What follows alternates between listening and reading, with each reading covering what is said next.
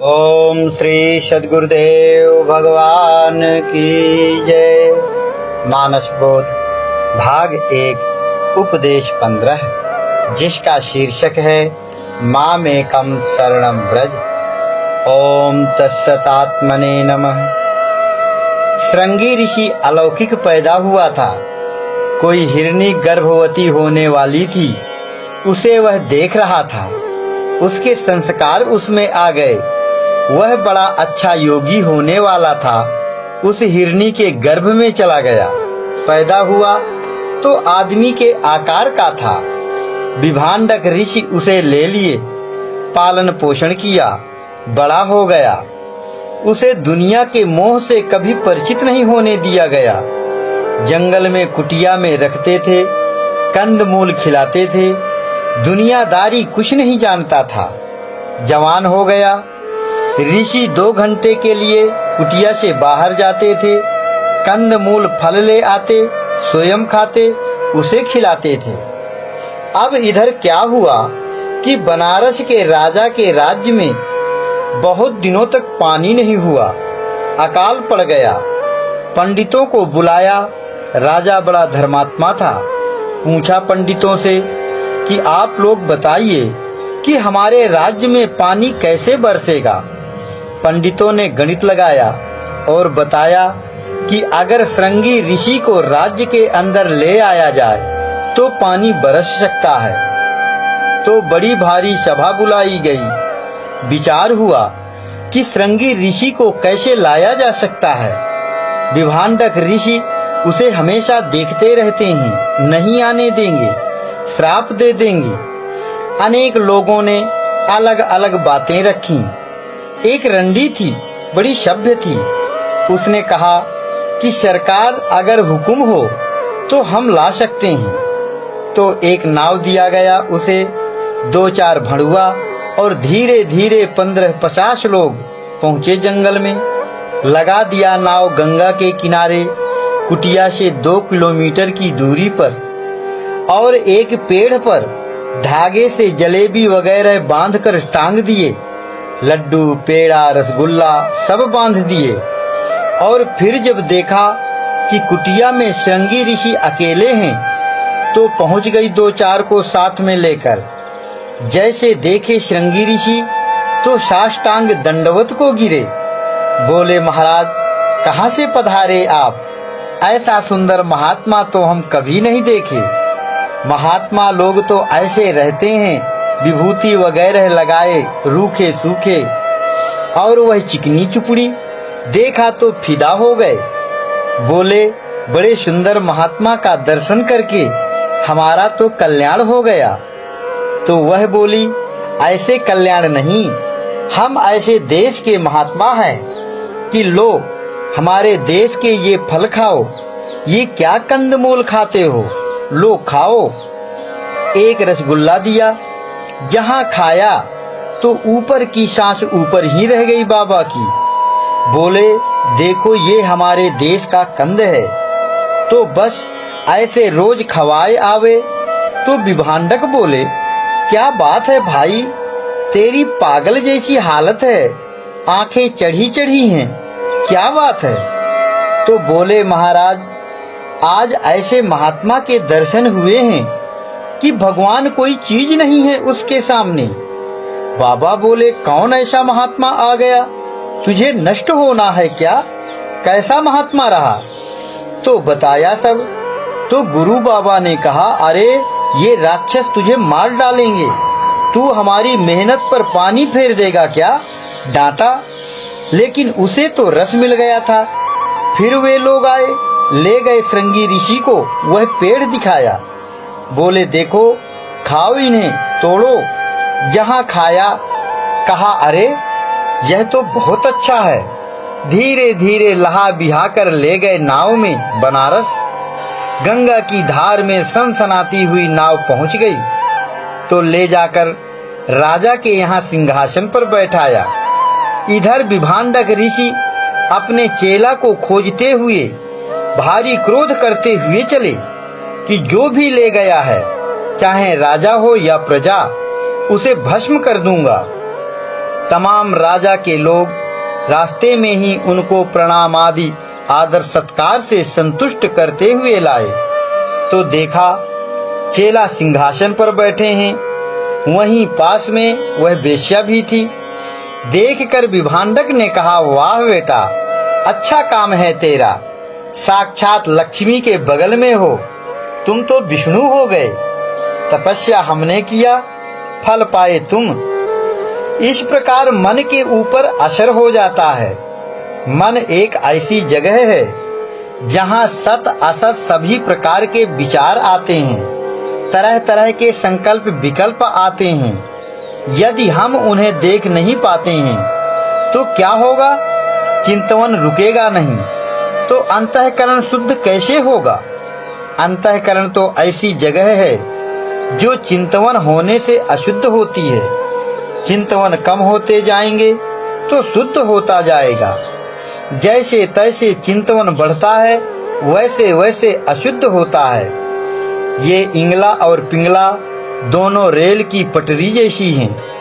इच्छा इनमें रेल जैसी है, संकल्प विकल्प डिब्बे जैसे हैं और चिंतन यात्री जैसे हैं और हृदय या अंतःकरण स्टेशन जैसा है। स्टेशन पर यात्री उतरते हैं, भीड़ होती है, तमाम देहाती आदमी, कोई थूकता है, कोई गंदा करता है। इसी प्रकार ये मन के चिंतन हमारे हृदय को, अंतःकरण को गंदा कर देंगे। जब चिंतन से हम इस अंतःकरण को गंदा कर देंगे तो भगवान कैसे इसमें रहेंगे? यह हृदय तो भगवान का घर है। तेरे पूजन को भगवान बना मन मंदिर आलीशान। इसलिए इस अंतःकरण को गंदा होने से बचाएं। चिंतन से यह गंदा होता है। इसलिए मन से कहें कि भैया तुमने खूब विषय भोग कर लिया है। चित्त से कहे कि तुमने खूब चिंतन कर लिया है, अब भगवान का चिंतन करो, अब ईश्वर का चिंतन करो। बुद्धि से कहो कि अब ईश्वर का निश्चय करे। भगवान से कहो कि भगवान हम मर जाएंगे लेकिन आपको छोड़ेंगे नहीं। जब ये चारों अंतःकरण दृढ़ निश्चय करके भगवान के पीछे पड़ जाएंगे तो मेरे विचार से साधक को जरूर सफलता मिल सकती है।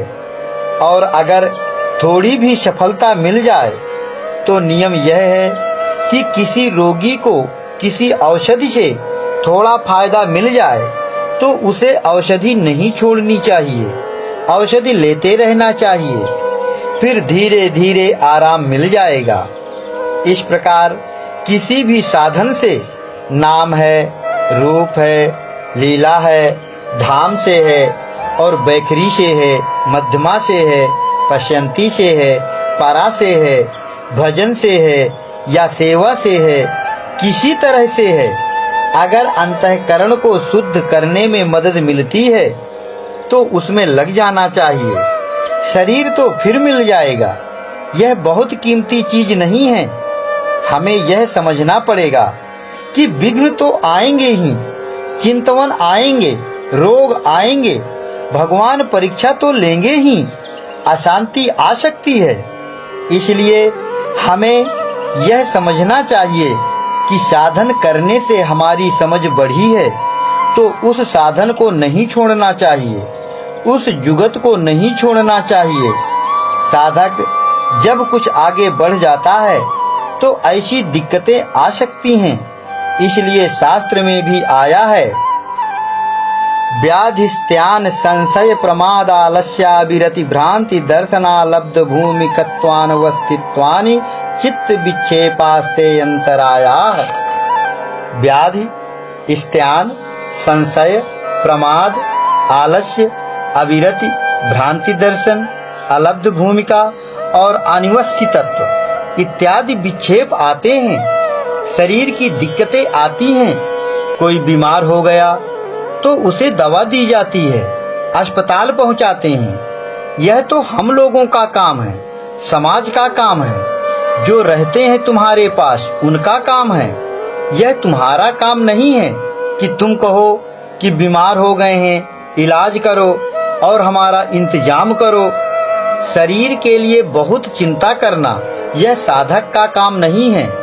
इस तरह परेशान हो जाना अच्छे साधक का लक्षण नहीं है, यह गलत है। इससे यह पहचान होगी कि तुम साधन नहीं कर सकते। ऐसे नहीं होते साधक के लक्षण। साधक का लक्षण तो अनपेक्षता है। अच्छा साधक अनपेक्ष भाव से भगवान से विनय करे कि हे भगवान, मैं इतना पापी हूँ, इतनी खराबी है मुझ में कि मैं थोड़ा भजन में लगा और इतनी पहाड़ जैसी परीक्षाओं में आपने डाल दिया। मैं इतना सक्षम नहीं हूँ, मुझ पर दया करो। ऐसे विनय करना चाहिए, करुणा करनी चाहिए, अनुराग करनी चाहिए। चिंता मन को पकड़ लेगी तो भजन छूट जाएगा। इसलिए भगवान की इच्छा पर सब छोड़कर भजन में लगे रहो। इस तरह यह मन बदल जाता है, बेईमानी करना छोड़ देता है, अनुकूल हो जाता है। इसे बदलने का एक ही उपाय है कि जो वंदनीय महापुरुष हैं उनका आदर करना चाहिए और साधक को उनकी शरण में रहकर साधना करनी चाहिए। गोरखनाथ बहुत अच्छे महापुरुष 9वीं 10वीं शताब्दी में हुए थे। उन्होंने अपना एक सिद्धांत बनाया कि साधन भजन सभी को कराना ठीक नहीं रहता। सभी महात्मा नहीं हो सकते। उचित पात्र हो, जैसे राजा जो सारे सुख भोगों को भोगे हुए रहते हैं माया क्षेत्र के, इसलिए उन्हें ये आकर्षण फंसा नहीं पाते। जो गरीबी से आते हैं उनके मन में पुरानी कामनाएं बनी रहती हैं, घर होता, धन होता इत्यादि। तो साधना में दिक्कतें आएंगी और बड़े लोगों के साथ ये दिक्कतें नहीं आती, जैसे गौतम बुद्ध। तो गोरखनाथ साधुओं की जमात लेकर चलते, राजाओं के यहाँ आते, उनके साथ हजारों साधु रहते। जमात पड़ जाए, राजा लोग उनकी ख्याति के अनुरूप उनका स्वागत सम्मान करते थे। साधुओं की जमात रुक गई, छन रही है, घुट रही है। गुरु गोरखनाथ के संसर्ग से कई राजा विरक्त हुए। भर्तृहरि, गोपीचंद आदि कई को ला लाकर उन्होंने महात्मा बना दिया। ऐसे ही एक मर्तबा कभी राजा भर्तृहरि के यहाँ पहुँचे। खबर लगी तो राजा डाली लगाकर फल फूल भेंट लेकर आया, प्रणाम किया। गोरखनाथ बोले, तुम अच्छे राजा हो, लो हम तुम्हें यह फल देते हैं, इसे खा लोगे तो तुम अमर हो जाओगे। तुम बड़े अच्छे राजा हो, तुम्हें सब चाहते हैं। राजा फल लेकर महल में आया और सोचा, क्यों न यह फल मैं अपनी रानी को दे दूं, वह खाकर अमर हो जाएगी, यह ठीक रहेगा। रानी को फल दिखाया और कहा, देखो यह फल महात्मा जी ने मुझे दिया है और कहा है कि जो इस फल को खाएगा अमर हो जाएगा। मैं चाहता हूँ कि तुम इसे खा लो और अमर हो जाओ। तुम मुझे बहुत प्रिय हो। रानी ने फल लेकर रख लिया, बोली, अच्छी बात है, खा लूंगी। उस रानी का एक शहर कोतवाल से लगाव था, वह आता जाता था उसके पास। रानी ने वह फल उस कोतवाल को दे दिया और जब राजा ने पूछा तो मैंने खा लिया है कह दिया। अब उस कोतवाल का एक रंडी से प्रेम था, तो उसने वह फल उस रंडी को दे दिया। रंडी ने ले तो लिया, लेकिन होशियार थी। उसने सोचा कि मैं फल खाकर अमर होकर क्या करूंगी, सब दिन के लिए यह नारकीय जीवन क्यों भोगूं। हमारे राजा बहुत अच्छे हैं, अगर वह फल खाकर अमर हो जाएं, तो प्रजा का कल्याण करते रहेंगे। तो उसने डाली सजाया और फल फूल लेकर राजा से मिलने गई। कहा, महाराज आप बड़े अच्छे राजा हैं, यह फल एक महात्मा का दिया हुआ है, इसे आप खा लेंगे तो अमर हो जाएंगे और प्रजा का हित करते रहेंगे। राजा ने फल देखा तो सन्न रह गया, यह तो वही फल है फल लेकर क्रोध से भरा सीधे महल में पहुंचा और रानी से पूछा, वह फल तो तुमने खा लिया था ना? रानी ने झट से कहा, हाँ हाँ, मैंने खा लिया था। राजा ने फल दिखाते हुए कहा, तो फिर यह कहाँ से आया? और मंगाकर कोड़ा 50 कोड़े लगाया। एक तो मुलायम शरीर, हाय हाय चिल्लाहट मच गई। फिर पूछा, किसे दिया था? तो बताया कोतवाल को। बुलाकर उसे भी खूब पिटाई की, मार मार कर बेदम कर दिया। फिर पूछा, तुमने यह फल किसे दिया था? तो बताया बेश्या को। अब राजा के अंदर वैराग्य आया और सब छोड़ छाड़ कर गुरु गोरखनाथ की शरण में गया।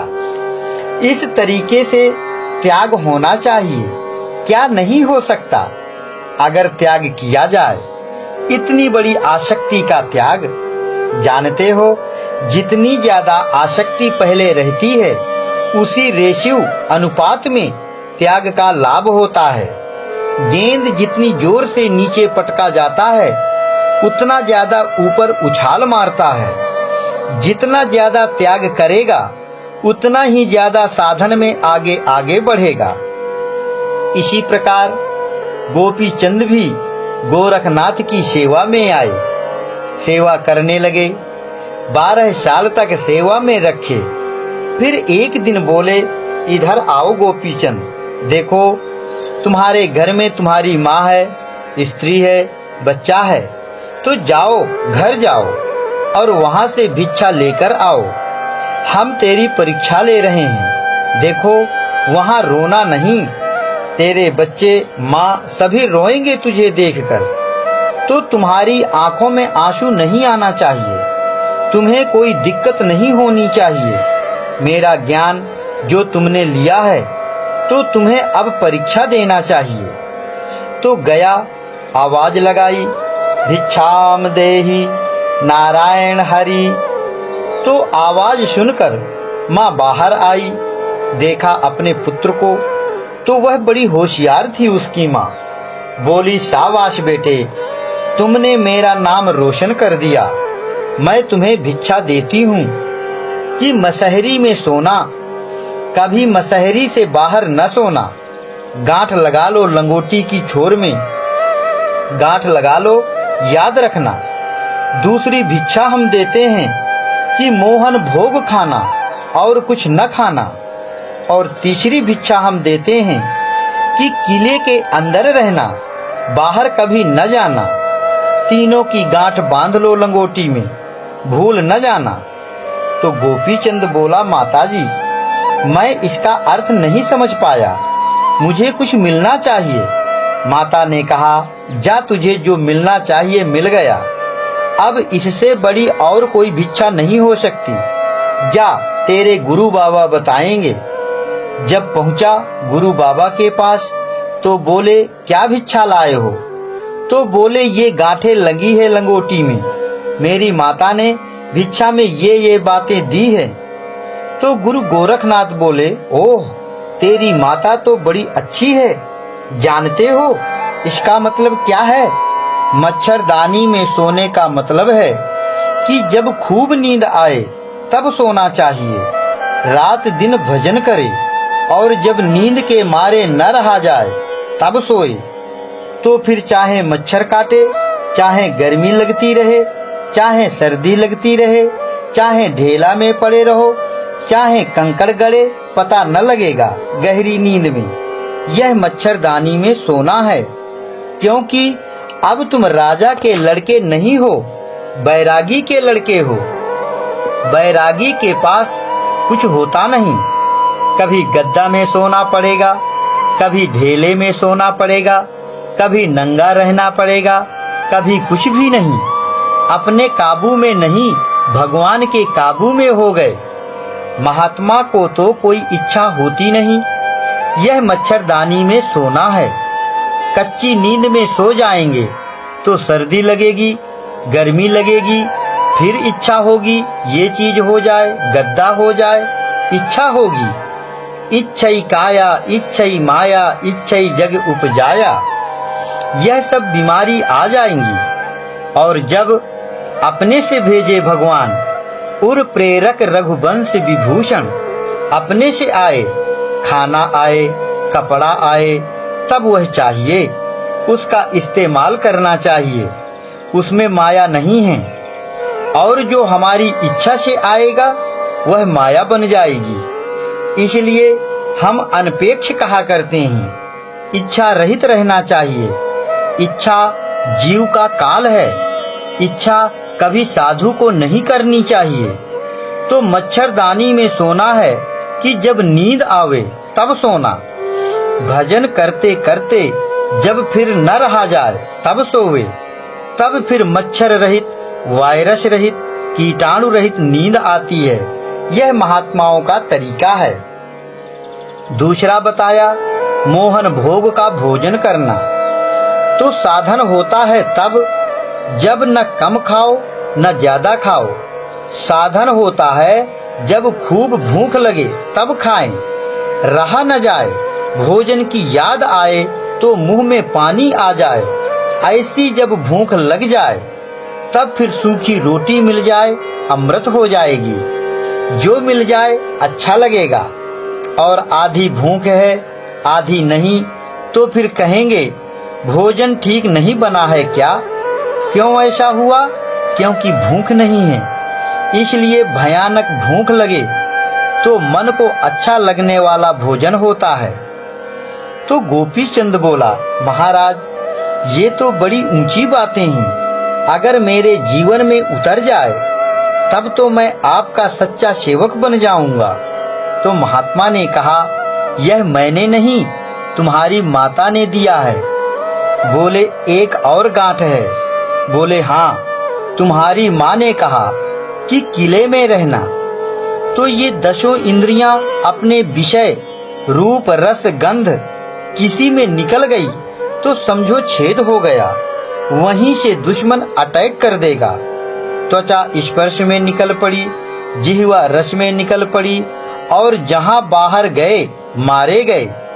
किले के बाहर दुश्मन खड़े हैं, किले के भीतर सुरक्षा है। इसलिए तुम किले के बाहर न जाओ, इंद्रिय जीत बनो। जितेंद्रिय मनो बुद्धिर मुनि मोक्ष परायण।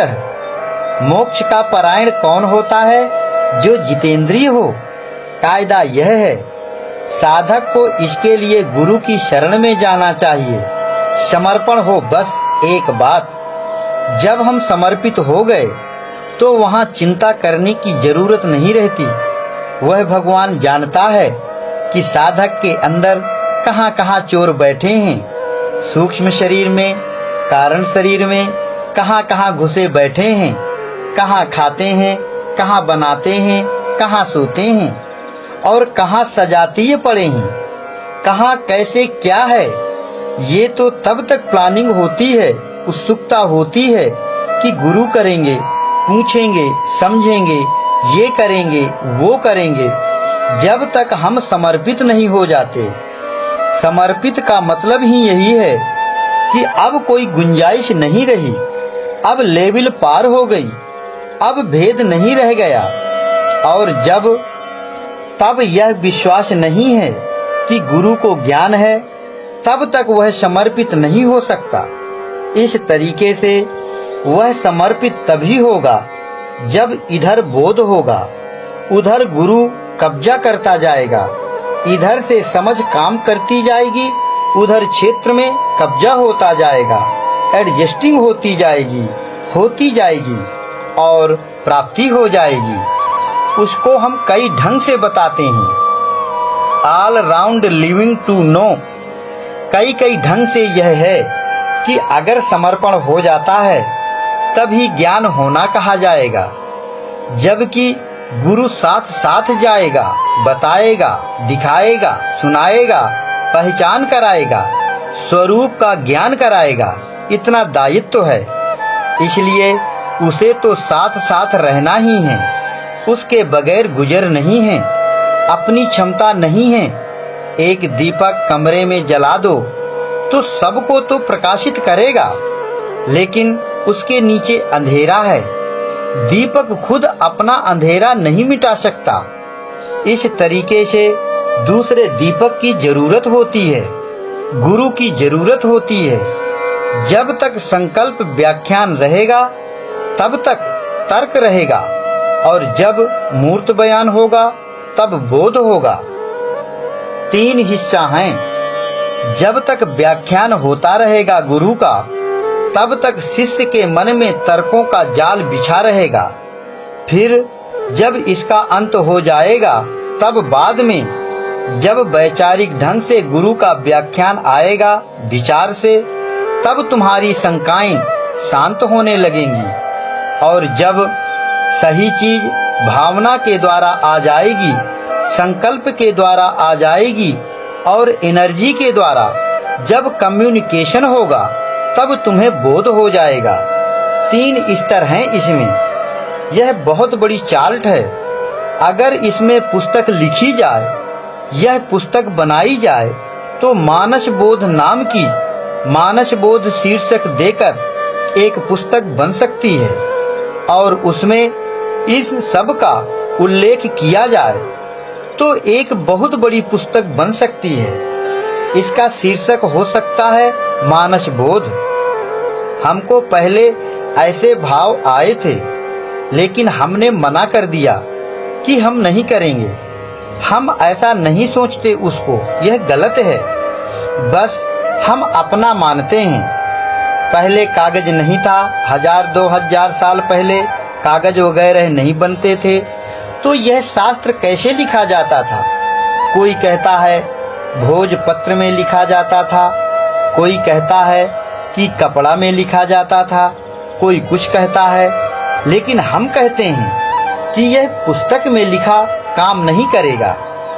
जैसे आज कागज में लिखा नहीं कर रहा है, प्रैक्टिकल बात महात्मा लिख देते हैं कागज पर, वह थ्योरेटिकल होकर रह जाता है। प्रैक्टिकल में तो वही काम करेगा, श्रुत और स्मृत। जब हमने समत्व में अपने को ढाल दिया और ढाल करके अनुभूति प्राप्त की, वह हमारी सूरत में आ गई। जो कागभूषुंड हमने पहले बताया था, उसका नाश कभी होता नहीं। वहाँ मूर्धा के ऊपर जब सूरत आ गई, जो हमें अनुभूति हुई, जो हमारा स्वरूप निखर कर सामने आया, वह सब उसमें रख लिया। स्मृति और योग्य पात्र मिले, उसे बता दिया, सुनाया और उसे स्मरण कराया। बस यही शास्त्र है, इससे ज्यादा नहीं। श्रुति और स्मृति। अध्यात्म विद्या अनुभूति का विषय है। इसमें वाचिक ज्ञान या शाब्दिक ज्ञान, व्याख्यान का महत्व नहीं है। इसमें तो करके देखने की बात है। इसमें चलकर पहुंचने का विधान है। गुरु और शिष्य के बीच का आदान प्रदान है। अनुभव ज्ञान का जो विषय है, पुस्तकों के पढ़ने सुनने से उसका बोध नहीं होता। बौद्धिक ज्ञान से यहाँ काम नहीं चलता। इसके लिए महात्माओं ने व्यवहारिक साधना का उपाय निकाला है। उसे अपनाना चाहिए और अनुभूतियां बटोरना चाहिए। ओम श्री सद्गुरुदेव भगवान की जय।